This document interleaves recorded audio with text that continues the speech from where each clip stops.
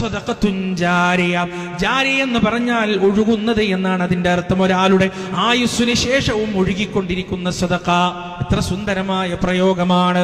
ഒരു മനുഷ്യന്റെ ആയുസ്സിന് ശേഷവും ആയുസ്സിന്റെ അപ്പുറത്തേക്കും ഒഴുകിക്കൊണ്ടിരിക്കുന്ന സദഖ, അത് അയാളുടെ സദഖ ഏറ്റവും മഹനീയമായ സദഖയാണ്. എന്താണത്? ജീവിത കാലഘട്ടത്തിൽ നാം ഇവിടെ ബാക്കിയാക്കി പോകുന്ന അത്തറുകളാണ്. ഇന്നാ നഹ്നു നുഹ്യിൽ മൗതാ വനക്തുബു മാ ഖദ്ദമു വആതാറഹും വകുല്ല ശൈഇൻ അഹ്സൈനാഹു ഫീ കിതാബിൻ മുബീൻ.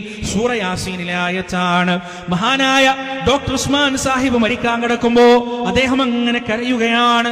അദ്ദേഹത്തിന്റെ കണ്ണങ്ങനെ നിറഞ്ഞൊഴുകുകയാണ്. ആളുകൾ ചോദിക്കുന്നു, എന്താണ് ഡോക്ടർ നിങ്ങൾ ഇങ്ങനെ കരയുന്നത്, നിങ്ങളെ സങ്കടപ്പെടുത്തുന്നത് എന്താണെന്ന് ചോദിച്ചപ്പോ അദ്ദേഹം മറുപടി പറയുകയാണ്, ഈ ആയത്താണ് ഓതുന്നത്. ഇന്നാ നഹ്നു നുഹ്യിൽ മൗതാ വനക്തുബു മാ ഖദ്ദമു വആതാറഹും.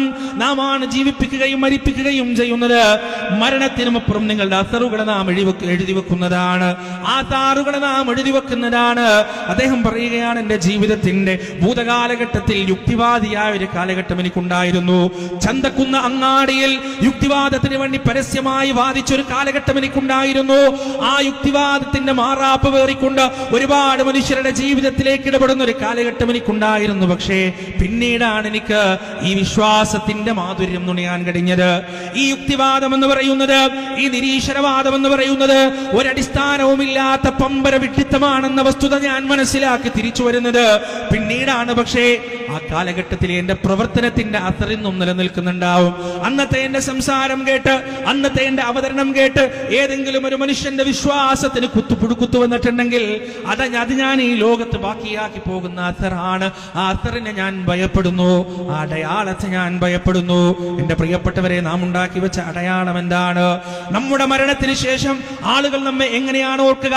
നാം ഉണ്ടാക്കി വെച്ച ബംഗ്ലാവ് പോലെയുള്ള വീടിലൂടെയാണോ, അതല്ലെങ്കിൽ നാം വളർത്തിയെടുത്ത വിശാലമായ കച്ചവട സാമ്രാജ്യത്തിലൂടെയാണോ, അതല്ല നാം നാട്ടിലുണ്ടാക്കിയ 5 നേരവും ഹയ്യാല സ്വലാ എന്ന മധുരമായ ബാങ്കിന്റെ ധ്വനികൾ ഉയരുന്ന പള്ളിയിലൂടെയാണോ, അതല്ല നാം തെളിച്ചു വെച്ച തൗഹീദിന്റെ പ്രബോധനത്തിന്റെ ആ പരിശ്രമത്തിന്റെ വഴിയിലൂടെയാണോ?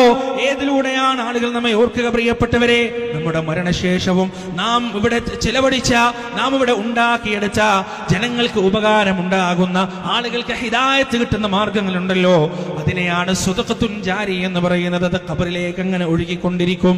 ആ ഒഴുക്ക് നിൽക്കുന്നത് വരെ ഒരു കിണർ കുഴിച്ചു കൊടുത്താൽ ആ കിണറ്റിൽ നിന്ന് മൃഗങ്ങളും പക്ഷികളും മനുഷ്യരും വെള്ളം കുടിക്കുന്ന കാലത്തോളം ഇയാളുടെ കിതാബ് അടച്ചു വെക്കുകയില്ല മലക്കുകൾ. ഈ മനുഷ്യന്റെ കിതാബ് അടച്ചു വെക്കുകയില്ല. ആലോചിച്ചു നോക്ക് നിങ്ങൾ, നമ്മൾ മരണപ്പെട്ട് കഴിഞ്ഞാൽ പിന്നെ ഒരു തിന്മയും നമ്മൾ ചെയ്യില്ല, ഒരു തിന്മയും ചെയ്യാൻ കഴിയില്ല. ആ സമയത്തും മലക്കുകൾ ഈ ലോകത്ത് എഴുതിക്കൊണ്ടിരിക്കുകയാണ് നമ്മുടെ നന്മകൾ അവരങ്ങനെ എഴുതിക്കൊണ്ടിരിക്കുകയാണ്. നാം കുടിച്ച കിണറിൽ നിന്ന് ഓരോ പക്ഷി വെള്ളം കുടിക്കുമ്പോഴും, ഓരോ മൃഗങ്ങൾ വെള്ളം കുടിക്കുമ്പോഴും, ഓരോ മനുഷ്യൻ വെള്ളം കുടിക്കുമ്പോഴും, നാം ഉണ്ടാക്കി കൊടുത്ത പള്ളിയിൽ നിന്ന് ഓരോ മനുഷ്യർ സുജൂദ് ചെയ്യുമ്പോഴും, ഓരോ മനുഷ്യർ ഇബാദത്ത് ചെയ്യുമ്പോഴും നമ്മുടെ കിതാബിലേക്ക് ആ അമലുകൾ അങ്ങനെ രേഖപ്പെടുത്തപ്പെട്ടുകൊണ്ടേയിരിക്കുകയാണ്. സദഖത്തുൻ ജാരിയ, ഒഴുകുന്ന സദഖയാണ്.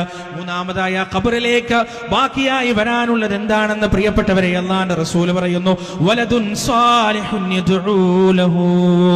സാലിഹായ സന്താനമാണ്, അവന് വേണ്ടി പ്രാർത്ഥിക്കുന്ന, ദുആ ചെയ്യുന്ന സാലിഹായ സന്താനമാണ്. അതുകൊണ്ട് എന്റെ പ്രിയപ്പെട്ടവരെ, എന്റെ മക്കൾ ഇന്നത് പഠിച്ചിട്ടുണ്ട്, ഇന്ന വീട്ടിലാണ് കല്യാണം കഴിച്ചത്, ഇന്ന ജോലിയാണ് അവൻ ചെയ്യുന്നത്, ഇത്ര അക്ക ശമ്പളമാണ് അവൻ വാങ്ങിക്കൊണ്ടിരിക്കുന്നത് എന്ന് പറയുന്നതിനേക്കാൾ അപ്പുറത്ത് എന്റെ കുട്ടി സ്വാലിഹാണ്, ദരിദ്രനാണെങ്കിലും കൂലിപ്പണിയെടുക്കുന്നവനാണെങ്കിലും സ്കൂളിലോ അതല്ലെങ്കിൽ കോളേജുകളിലോ വലിയ പെർഫോമൻസ് ഒന്നും കാഴ്ചവെക്കാൻ അവന് സാധിച്ചിട്ടില്ലെങ്കിലും അവൻ സ്വാലിഹാണ്, തഹജ്ജുദ് നിസ്കരിക്കുന്നവനാണ്, അള്ളാന്റെ മുന്നിൽ കൈനീട്ടുന്നവനാണ്, കരയുന്നവനാണ്, ദഅവത്തിന്റെ വീതിയിൽ സജീവമായുള്ളവനാണെന്ന് പറയാൻ ഒരാൾക്ക് സാധിച്ചാൽ ആ മകന്റെ ഇസ്തിഗ്ഫാറാണ്, ആ മകന്റെ ദുആയാണ് ഖബറിലേക്ക് അങ്ങോട്ട് ഒഴുകി വരിക.